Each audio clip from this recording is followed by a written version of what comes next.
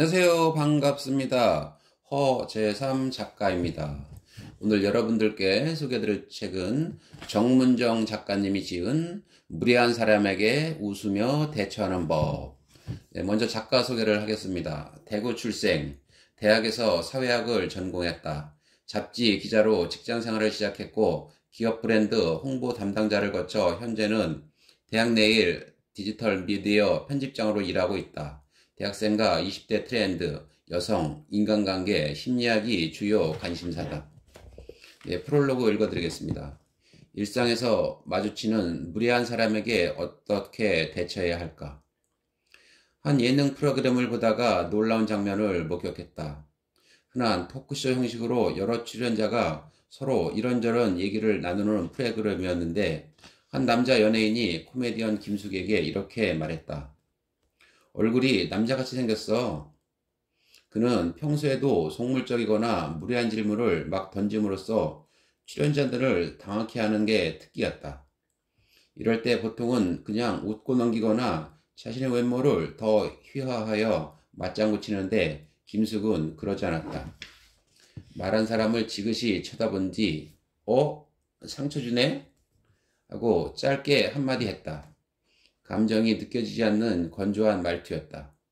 그러자 상대가 농담이라며 사과했고 김숙도 미소 지으며 곧바로 괜찮아요 하고 사과를 받아들이면서 자연스럽게 화제가 전환되었다. 이 장면을 보고 나는 많은 생각을 했다.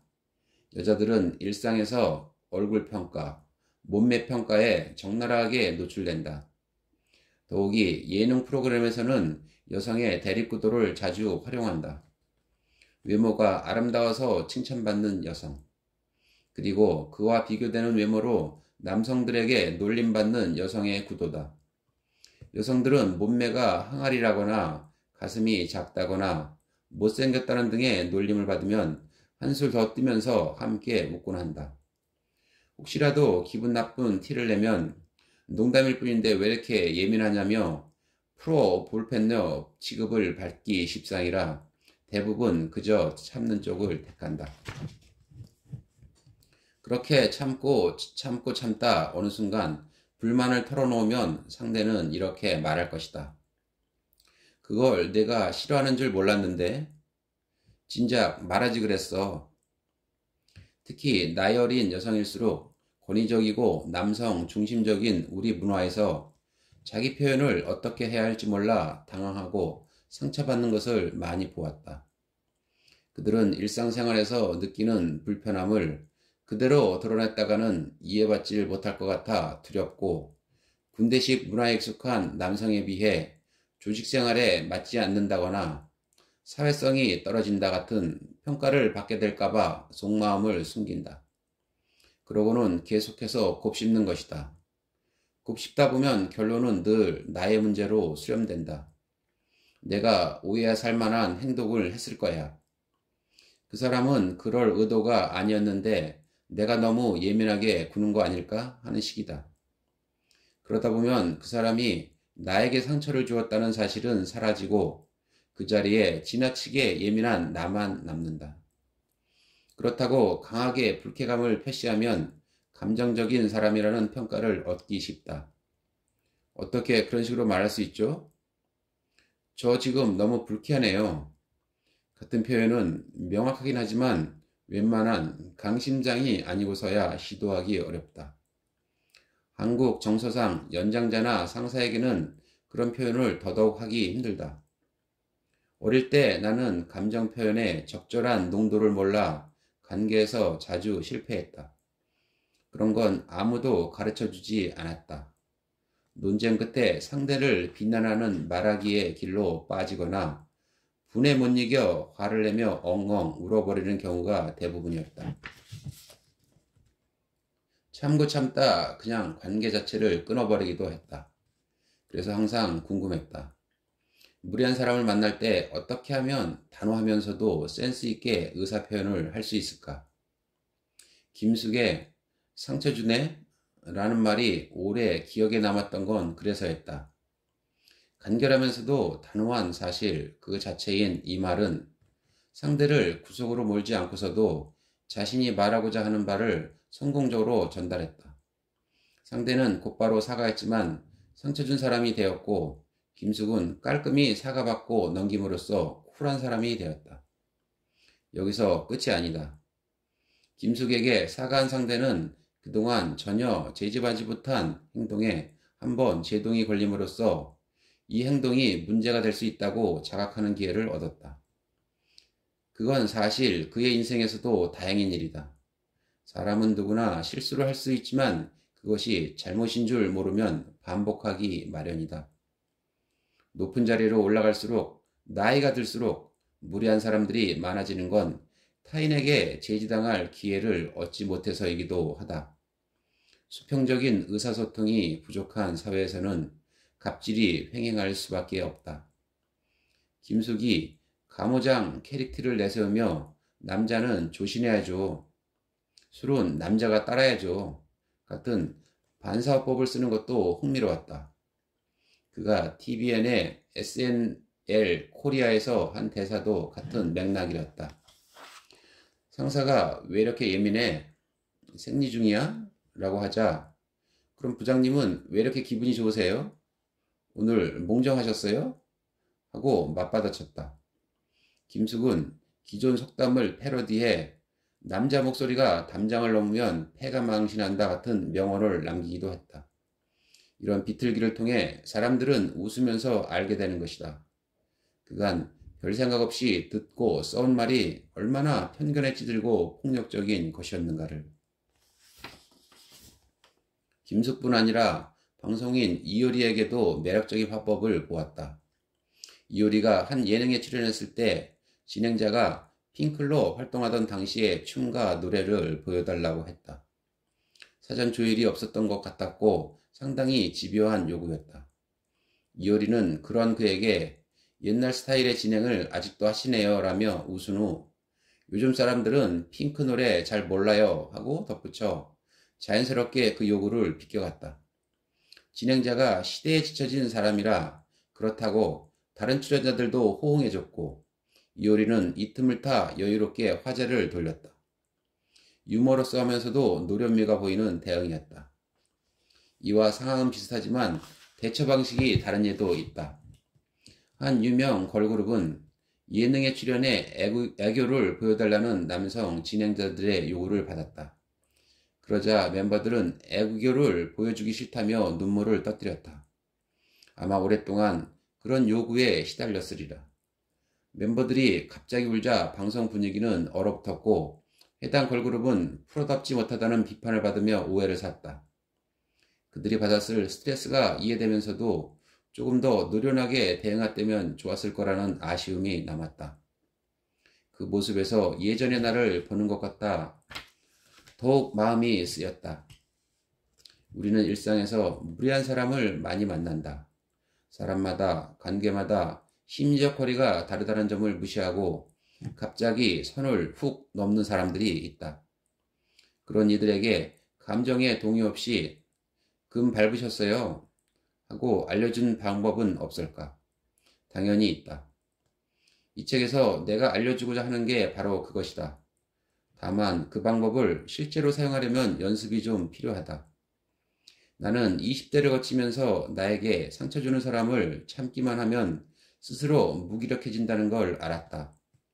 나 자신으로 살고 싶었고 내면의 목소리를 듣는 걸 방해하는 외부 소음에는 여유롭게 음소거 버튼을 누르고 싶었다. 매일 조금씩 운동을 해서 몸을 가꾸듯 자기 표현의 근육을 키우는 데에도 시간과 노력이 필요했다. 하지만 지치지 않고 연습을 계속했고 그 결과로 이제 나는 매일 밤 누군가가 준 상처를 곱씹고 자책하는 일을 그만두게 되었다. 화내거나 울지 않고도 나의 입장을 관찰하는 방법이 있다. 이 책에는 내가 시도한 훈련법 중 가장 효과적이었던 방법과 그 과정에서 깨달은 것들을 담았다. 무례한 사람을 만나도 기죽지 말자. 웃으면서 우아하게 경고할 수 있는 방법이 많이 있으니까. 이 책이 무례한 사람들 사이에서 자기를 찾고 싶은 이들에게 실질적인 도움이 되길 바란다. 네, 목차를 보겠습니다. 파트 1. 착한 사람이 될 필요 없어. 파트 2. 좋게 좋게 넘어가지 않아야 좋은 세상이 온다. 파트 3.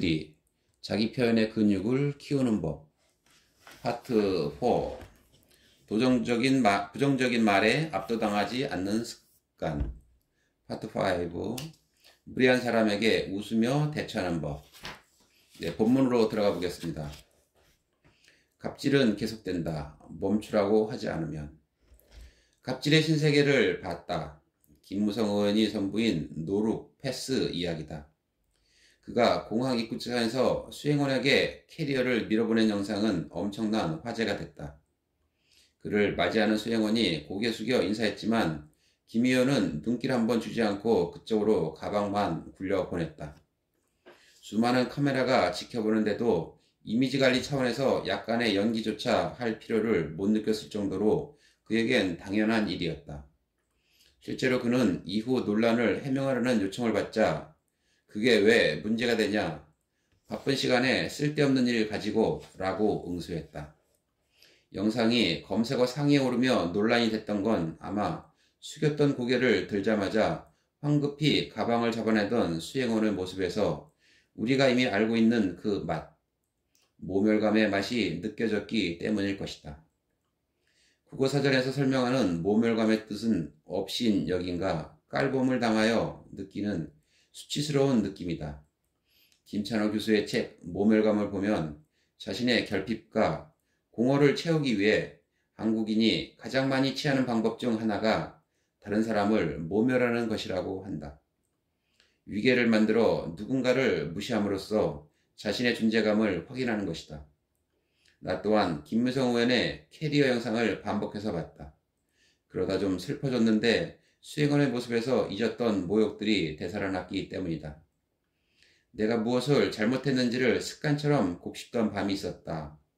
터벅터벅 집에 돌아와 신발을 벗어도 밖에서 묻혀온 부정적인 말들은 털리지 않고 방까지 따라 들어왔다. 대학 때 생활비를 벌기 위해 주말이면 영화관, 호프집, 패밀리 레스토랑 등에서 아르바이트를 했다. 나에겐 긴장된 일터가 손님들에겐 서비스를 받으며 일상의 스트레스를 풀어내는 힐링의 장소였다. 친절과 웃음을 끝없이 요구받는 것이 버거워서 그만두고 싶은 때가 한두 번이 아니었다. 출근할 때면 걸리적거리는 자존감을 작게 접어서 집에 두고 나서곤 했는데 너무 자주 숨겨두다 보니 정작 필요할 때조차 꺼낼 생각을 하지 못한 것 같다. 둘째 딸은 왜 항상 연애에 실패할까? 1년간 주간지에 연애상담 칼럼을 연재한 적이 있다. 대학생들이 연애에 관련된 고민을 보내면 그걸 읽고 조언을 해주는 방식이었다. 행복해지려고 연애를 하지만 연애를 할수록 불행해지고 쪼그라드는 경우가 있는데 내게 메일을 보내는 여자들이 대부분 그런 상황이었다. 반면 남자들의 질문은 거의 하나로 기결됐다. 어떻게 하면 연애를 할 수 있을까요? 불행한 연애로 고민하는 여자들의 이야기를 읽거나 직접 만나 이야기를 들어주면서 나는 이상한 공통점 하나를 발견했다. 접촉하는 남자를 떠나지 못하는 여자. 폭력적이고 권위적인 남자에게 휘둘리는 여자. 착한 여자, 콤플렉스로 이용당하는 여자 등 고통스러운 연애를 반복하는 여자 대부분이 성장기에 가족에게 충분히 사랑받지 못한 경험이 있었다는 점이다. 그들은 가족 내에서 첫째나 막내 때문에 자신에게 관심이 집중된 적이 없다는 이야기를 종종 했고 자존감이 낮았으며 또래보다 일찍 연애를 시작하는 경향이 있었다. 위로는 언니가 있고 아래로는 남동생이 있는 이른바 끼인 둘째 딸이 특히 많았다. 나는 궁금했다. 자기 파괴적인 연애를 반복하는 것과 성장 가정의 애정 결핍 사이에는 어떤 관계가 있는 걸까? 출생 순서에 숨겨진 심리를 연구한 가족심리 전문가 케빈 라미는 둘째나 셋째 등 중간에 태어난 사람들은 소외감, 무시당하는 느낌을 다른 형제에 비해 더 자주 받는다고 말한다. 부모들은 첫째에게는 임신 전부터 커다란 관심을 가지고 설렘과 기대 속에 키우지만 둘째부터는 그러지 않는다. 그래도 막내에게는 또 다른 애정을 보이지만 둘째는 그것도 기대할 수 없다. 가족 앨범에서 둘째 아이의 독사진이 다른 형제에 비해 얼마나 적은지만 봐도 알 수 있다. 나도 줄대 딸이다. 남아 선호 사상이 강한 대구에서 태어났는데 아들을 간절히 원했던 엄마는 나를 낳고 며칠을 울었다고 한다. 자연 상태에서는 남아가 여아보다 5% 정도 더 많이 태어난다. 출생 성비 103에서 107 정도를 정상이라고 보는데 내가 태어난 해인 1986년에는 111.7이었다. 당시에는 불법 낙태가 성행하기 시작한 시기여서 딸이라는 이유로 지어지는 태아가 많았다. 나보다 1살 위의 언니에게는 첫째 딸이 갖는 위험이 있었고 5살 어린 남동생은 귀한 아들로서의 독보적인 존재감을 가졌다. 언니나 동생과 달리 내게는 돌과 백일사진이 없다는 사실. 설날 세배를 하면 항상 어른들이 언니는 언니니까 10,000원을 주고 동생은 아들이어서 10,000원을 준다면서 내게는 5,000원을 줬던 일. 걸핏하면 첫째나 막내와 비교당하던 일 등은 나 스스로 중요한 사람이 아니다라는 생각을 하게 했다. 그래서 나는 도망쳤다. 가족은 내게 무한한 사랑과 인정을 주는 곳이 아니었기 때문에 나를 나 자체로 사랑해 줄 수 있는 친구와 연인에게 집착했다. 중학생 때부터 연애를 시작했는데 늘 순탄치 않았다. 나를 함부로 대하는 사람을 놓지 못했고 부당한 대우를 받는다는 걸 알면서도 참았다. 내가 원하지 않는 상황이 있더라도 거절하면 그가 실망할까봐 순응한 적도 많았다. 사랑받음으로써 쓸모를 증명하려고 했고 노력하지 않으면 사랑을 받을 수 없다고 생각했다. 꼭 둘째 딸이 아니어도 사랑받지 못하고 자란 아이들은 자신이 그 자체로 사랑받을 수 있는 존재라는 사실을 믿지 못한다. 그래서 상대가 작은 호의만 보여도 금방 사랑에 빠져버린다. 자신이 특별한 사람이라는 느낌을 받은 경험이 별로 없기 때문에 달콤한 말로 조종하는 사람에게 속기도 쉽다. 자신이 행복을 누리고 사랑받을 가치가 있는 사람이라는 걸 알지 못하기에 불행의 세계가 오히려 더 익숙하고 그곳에서 빠져나올 생각을 하지 못한다. 날 사랑하는 게 맞아? 하고 의심하고 집착하며 상대를 시험하려 한다. 눈치를 보는 습관에 젖어 관계에서 문제가 생기더라도 상대방을 고려하느라 결단을 내지 못하기도 한다. 비극적인 드라마의 여주인공처럼 행동하는 것이다. 나는 칼럼에서 나의 예전 모습과 닮은 여자들에게 그 상황에서 벗어났던 경험을 바탕으로 조언해 주었다. 첫째, 스스로에게 연민을 가지는 것에서 벗어날 것. 그럴수록 너를 함부로 대해도 되는 줄 아는 사람이 주변에 늘어난다. 내 인생은 원래 불행해 라고 말하는 걸 그만둬라. 둘째, 일상에서 작은 거절을 조금씩 해볼 것. 거절도 근육이 필요한 일이라 처음에는 어렵지만 작은 것부터 해보다 보면 갈수록 쉬워진다. 의외로 거절을 해도 아무 일도 일어나지 않는다는 것을 알게 된다. 특히 너를 진짜로 사랑하는 남자라면 네가 거절을 한다고 해서 떠나가지는 않는다. 셋째, 나는 사랑받을 가치가 있다고 믿을 것. 자존감이 낮으면 관계를 끝낼 때가 되어도 이 사람 말고 또 누가 나를 사랑해 주겠어 하고 질질 끈다. 일상에서 작은 성취의 경험을 쌓고 온전히 존중해주는 사람들을 주변에 두면 인간관계에서 자꾸 무리하는 습관을 버릴 수 있을 것이다. 중요한 건 이것들이 바로 되지 않는다고 해도 포기하지 말아야 한다는 것이다. 천천히 시도하고 또 시도하다 보면 어느 순간 달라진 자신을 발견하게 된다. 인간관계는 시소게임과 같다. 주변에 착한 사람들을 나는 잘 알아본다. 그들은 늘 괜찮아요. 전 상관없어요. 라고 말한다. 부담스러울 정도로 내 의견을 경청하며 어떻게 생각하느냐는 질문에 대부분 좋아요 라고 한다. 안 되는데요? 그건 좀 힘들어요. 싫은데요? 같은 말을 하지 않는 것도 공통점이다. 그런 말을 하느니 아예 연락을 끊어버리고 차라리 잠수를 타고 만다. 어떻게 그렇게 잘 아느냐고? 한국의 많은 여자가 그러하듯 20대 초반의 나 또한 전형적인 착한 여자였기 때문이다. 착한 아이 콤플렉스는 자존감의 문제와 붙어 다닐 수밖에 없다. 착하지 않으면 사랑받을 수 없다는 믿음이 남에게 노를 말하기 힘들게 하고 눈치를 살피다 보면 주눅이 들 수밖에 없다. 결국 알아서 해주세요가 반복된다.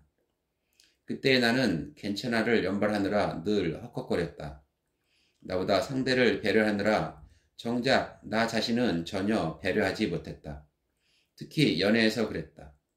그런데 이 이야기를 그때의 남자친구들에게 말한다면 아마도 그들은 황당해야 할 것이다. 그걸 내가 싫어하는지 몰랐는데? 그럼 그때 말하지 그랬어. 그렇다. 사실 그들은 강요한 적이 없었다.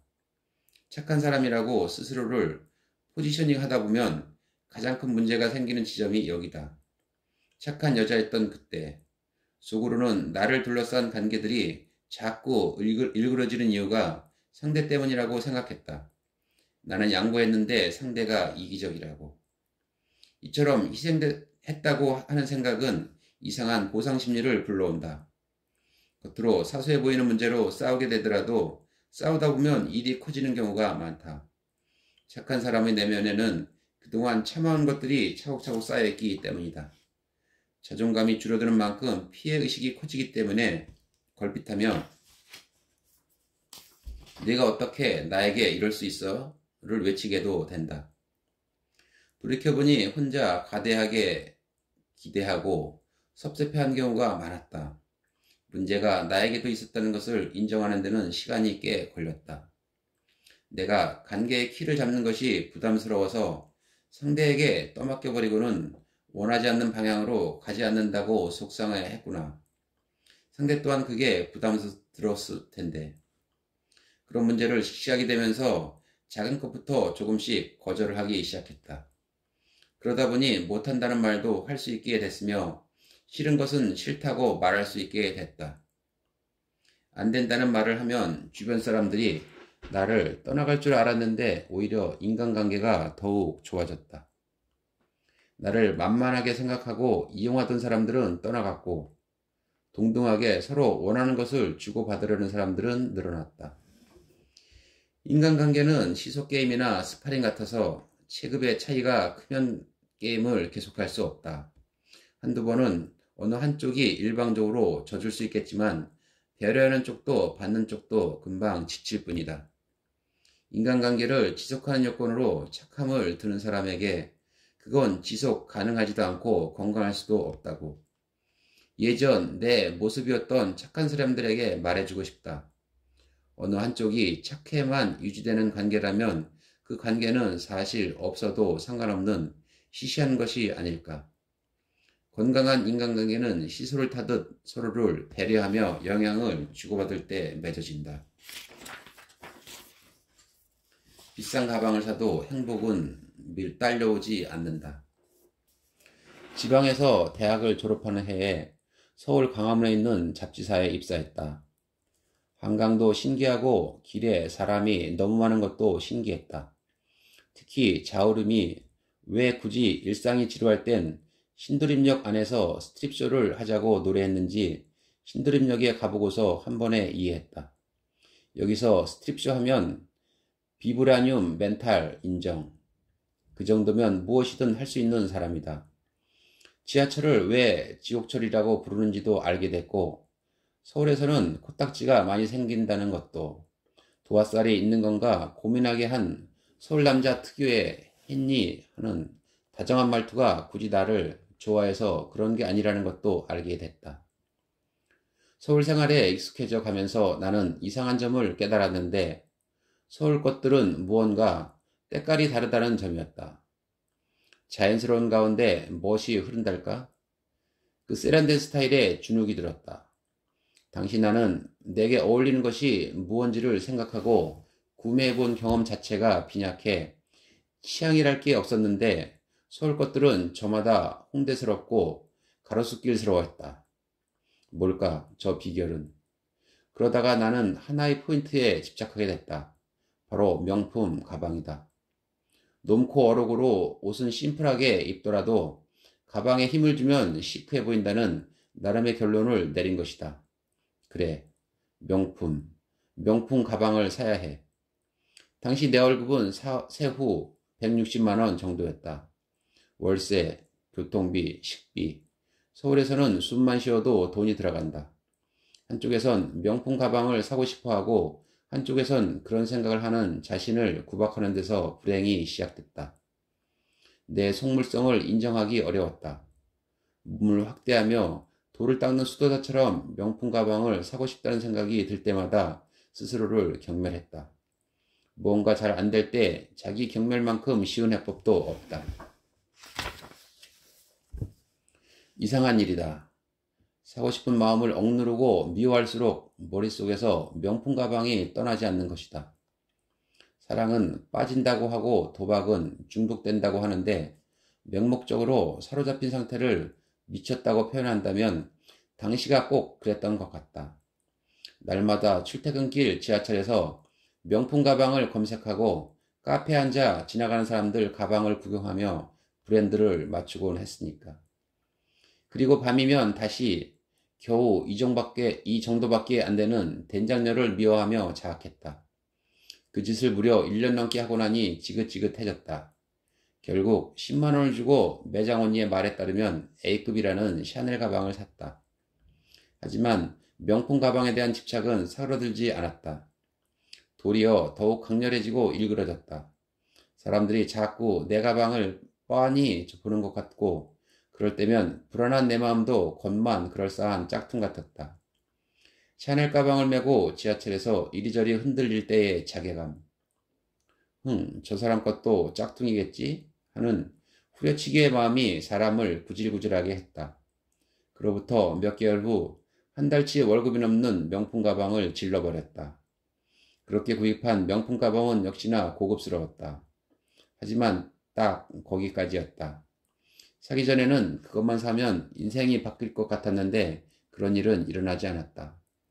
한 달, 두 달, 석 달이 지나면서 그간 내가 했던 비이성적인 행동이 점차 이해되기 시작했다. 나는 명품 가방을 산 게 아니라 서울의 멋진 직장 여성의 세계에 진입하는 입장권을 산 거였다. 하지만 그건 실체가 없는 이미지였을 뿐이므로 가방을 아무리 사더라도 행복은 딸려오지 않았다. 당시 나는 외로움, 애정결핍, 낮은 자존감을 소비라는 가장 쉬운 방법을 통해 채우고 싶어 했던 것이다. 그거라도 갖추지 않으면 정말로 나는 작아지고 작아져 서울이라는 이 도시에서 사라져버릴 것 같았기 때문이다. 가방으로라도 인정받고 싶었던 자그마한 마음을 돌보는 일이 우선이겠다고 소가죽으로 된 무거운 가방을 들 때마다 난 생각했다.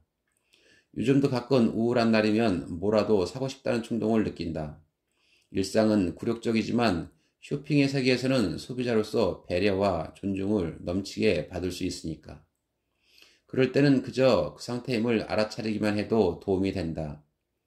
카드를 꺼내기 전에 먼저 나를 다독여주는 것이다. 너 요즘 많이 힘들구나 하고.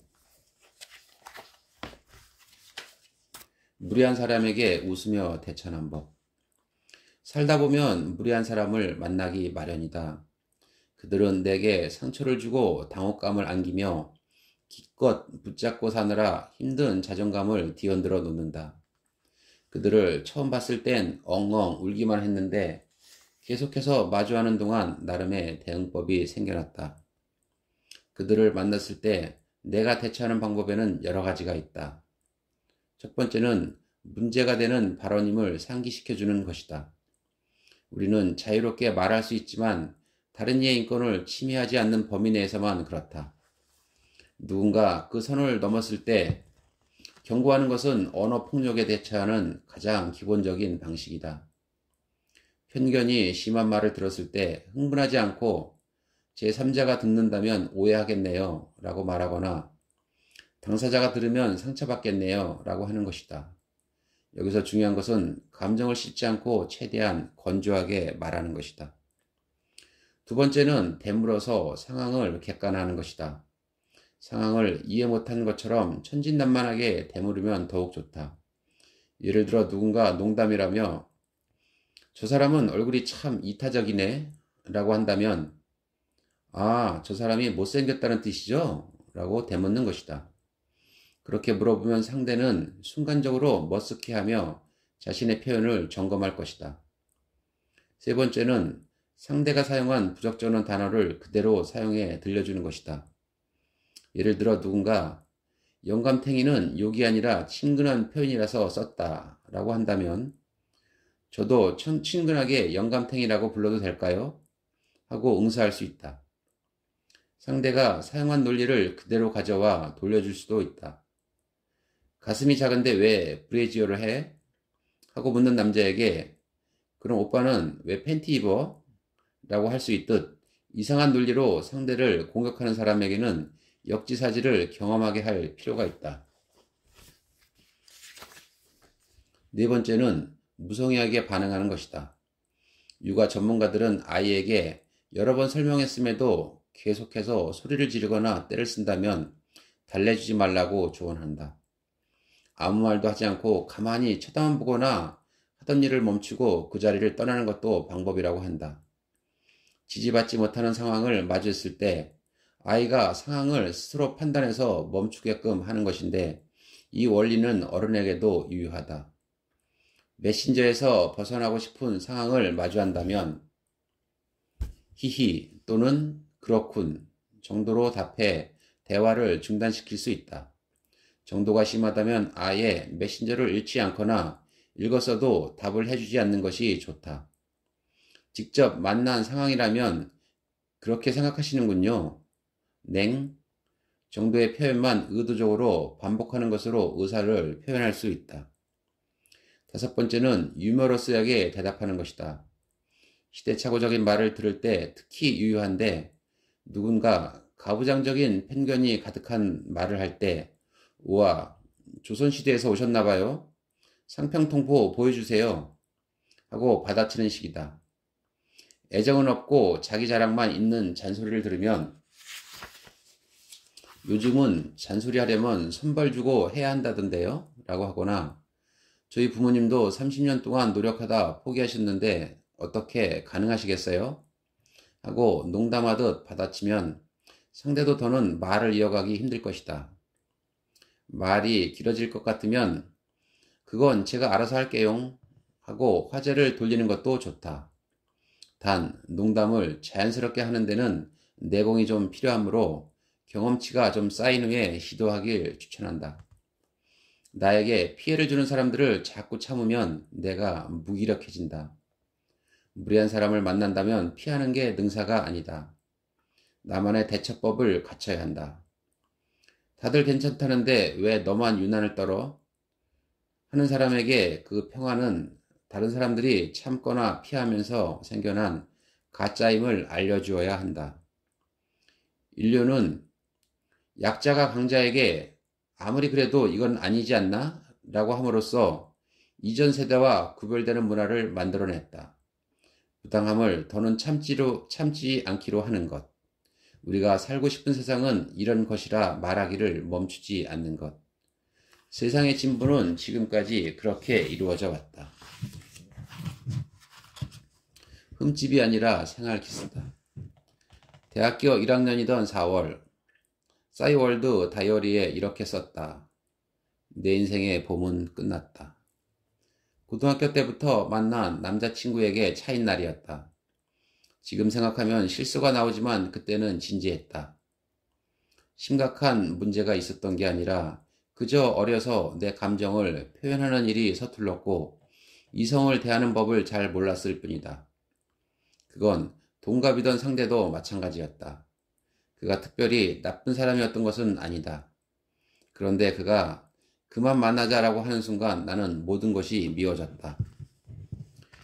내 인생의 봄은 끝났다 라고 썼을 때 정말 내 인생의 봄이 끝났던가?